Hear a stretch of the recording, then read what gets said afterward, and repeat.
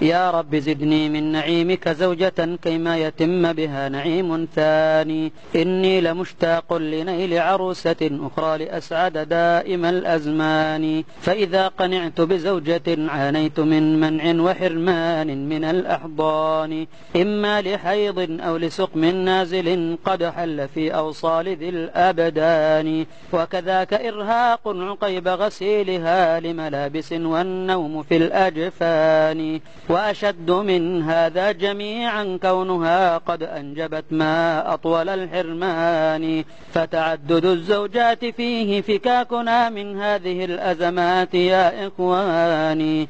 وفوائد أخرى أحاط بعلمها أهل التقى والعلم والإيمان، منها مضاعفة الأجور لأهلها، وكذا التكاثر يا أخ العرفان. وكذاك إعفاف النساء فإنهن قد فقن أعداد الرجال مثاني. أيضا نغيظ به عدوا قد أتى ليبدل التعداد بالأخدان، يرمي به نشر الفواحش بيننا لتزول عنا عزة الإيمان.